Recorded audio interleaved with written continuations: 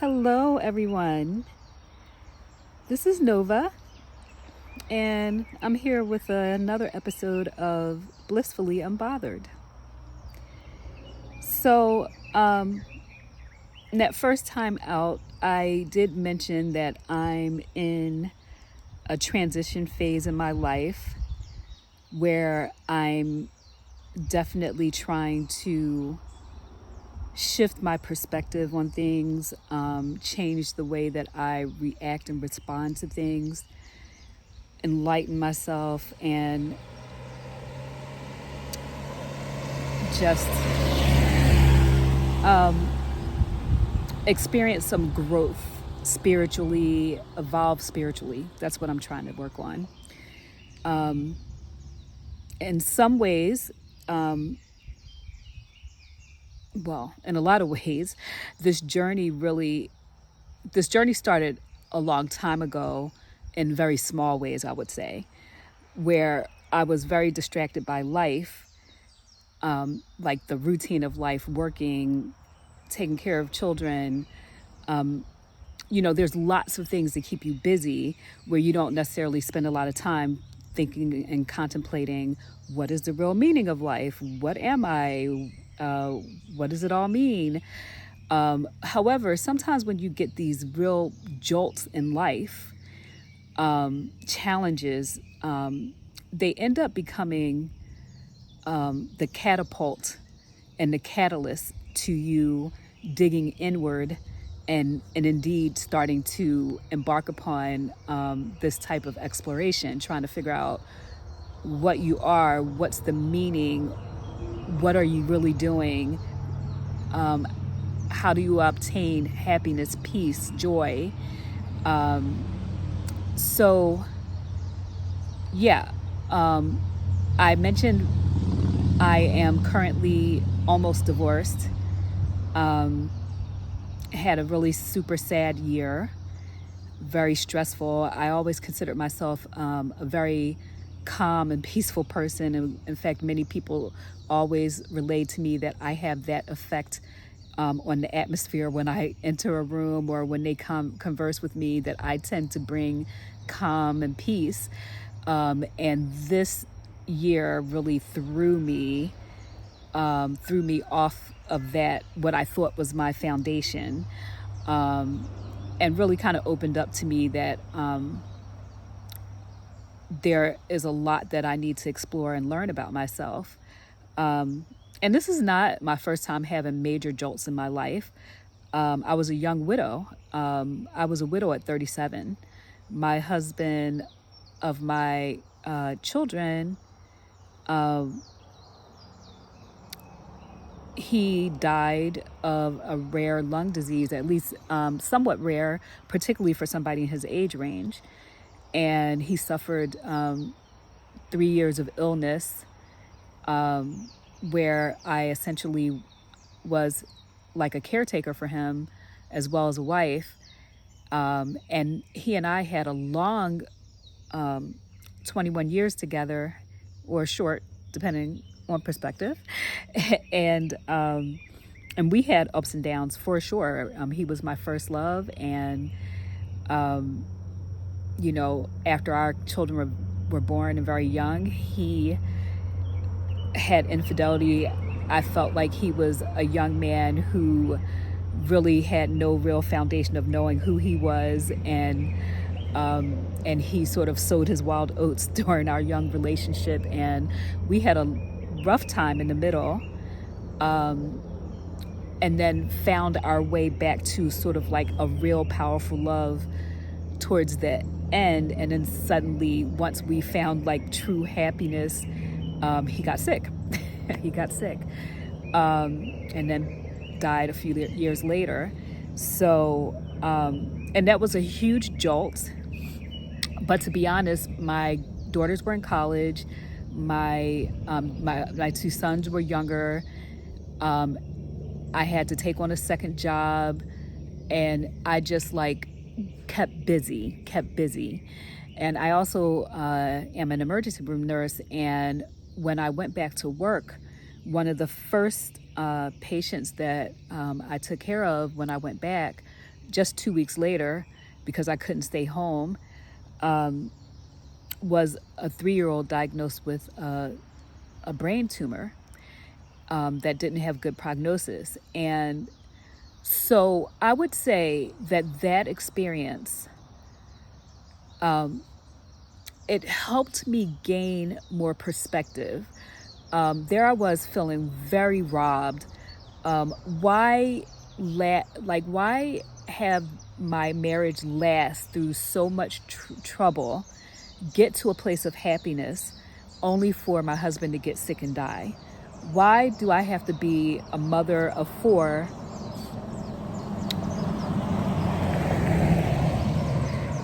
Why do I have to be a mother of 4 who is working 2 jobs, grieving, alone? Why is that fair? And what I did was I just kind of, So essentially, when I went back to work, saw that this family who only had this baby for 3 years and prognosis was may not live the next year. And, we can't say that for sure, but sorry.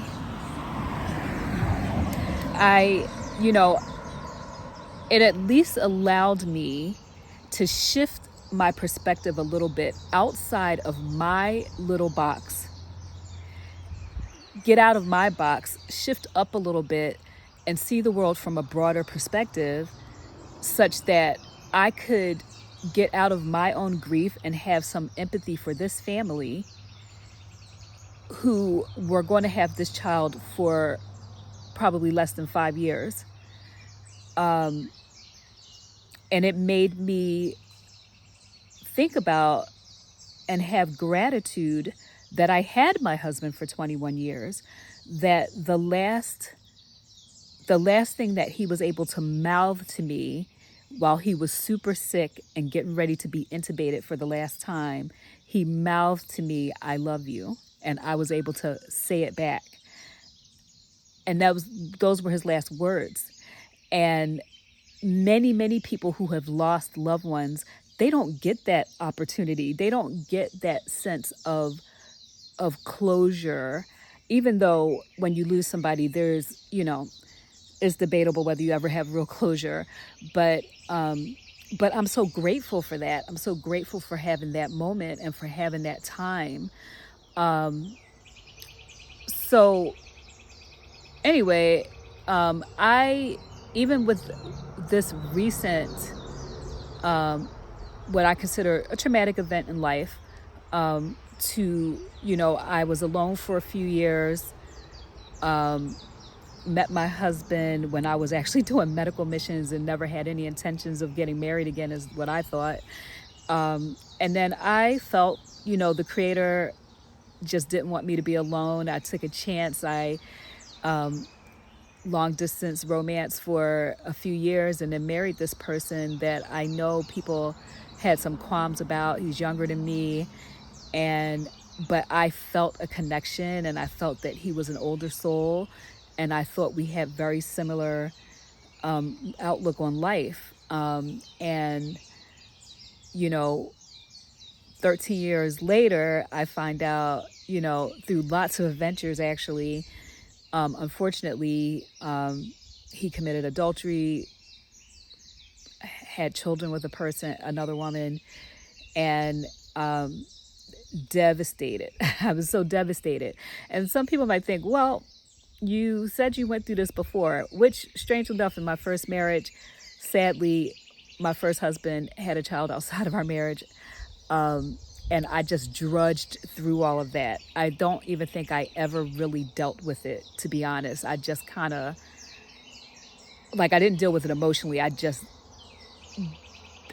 dealt with it in a way that, I think I was told by my mom, that child had nothing to do with it. Don't put blame on the child, which I did not. But nevertheless, I had so much trouble. I had so much trouble. Like, I just was in a depressive state, just mulling through life for a lot of years related to that, and I didn't deal with it well. And so here now, you would think, oh, okay, this happened again. Should not be the shocker of your life. I think the difference is now that with this marriage, I had so much trust and faith, which some people would think, well, how could you have blind trust and faith after this happened to you before?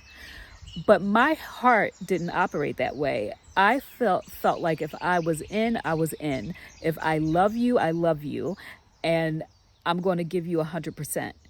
And I think I was just so just shook off of a foundation that I thought I had. And I just felt so devastatingly hurt.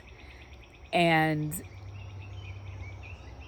it was enough that I was starting to question everything. Because this time around there was 5 years of deception before the truth came out. So it made me question everything. It made me question what was going on for these last 5 years. What was going on for the whole marriage? Did he ever really love me? Just so many questions. So I think this is why, even at my age now, where you would think I have more maturity, more experience, that maybe I should find a better way to deal with it, it's been super, super hard. It's shaken the foundation that I thought I was standing on. So I think I mentioned initially I was like deep diving into like, what is narcissism? I was trying to see if I could understand perhaps there's some reason behind the choices he made and what he did. And then I just realized that, wow, even though I think that gave me, in that stage of that shock stage, that gave me something to focus on. And I do believe I did gain some insights that were helpful. But I knew that I need to focus on me. I need to focus on my role in all of this. I need to focus on what can I learn from this? Where do I go from here? And that's what led me to start looking into spiritual nurturing, spiritual enlightenment.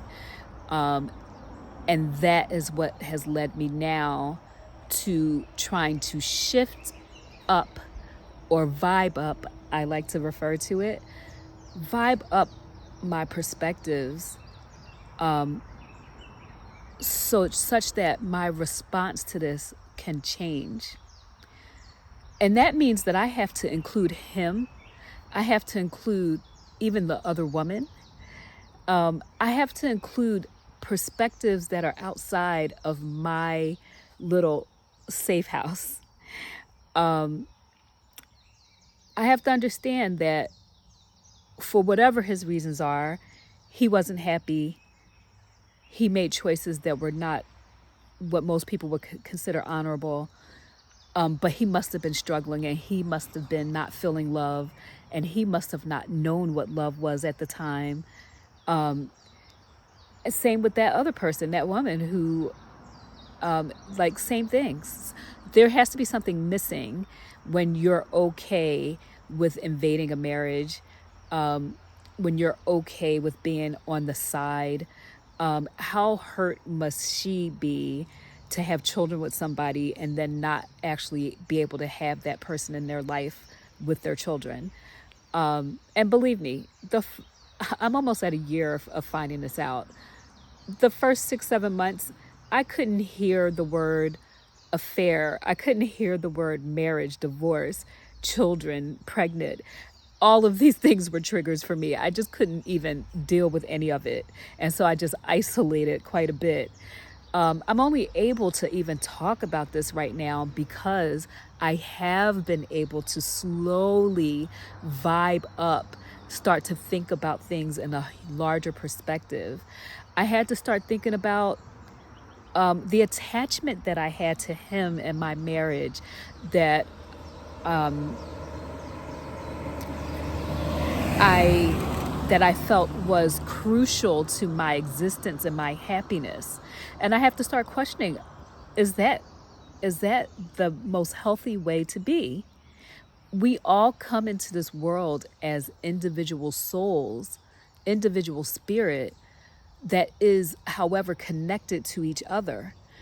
And when we have attachments to others, that we are like dependent on that for our existence, and we feel empty and broken when that is detached or no longer available, we have to start questioning, where is our source of energy really coming from? It's really inside, it's really all within us. And we have to learn how to get connected to that again. And, I'm not digging into faith, people's faith and religion and that sort of thing. But I do firmly believe that there is a creator over all of this, that we're connected to. And in turn, we're all connected to each other in that sense. I also believe that this human body, this human existence that we have here, is only a very small piece of the puzzle. And there's lessons to be learned. We're growing from all these lessons that we're having here on Earth. And I just think that the extent of depression and sadness and anxiety that we experience is very much related to the gravity and the weight that we put on all the experiences that we have here.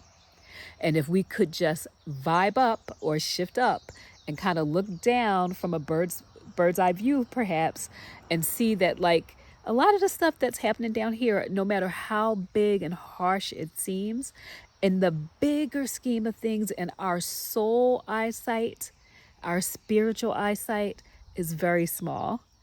It's a it's a blip. It's a piece of the puzzle. The challenges are what actually lead to growth, if we're open to it. The challenges are really blessings. So yeah, even with this divorce, even with the infidelity, even with the pain that it caused this ego person, I am now grateful that I'm actually tuning in and learning who I really am.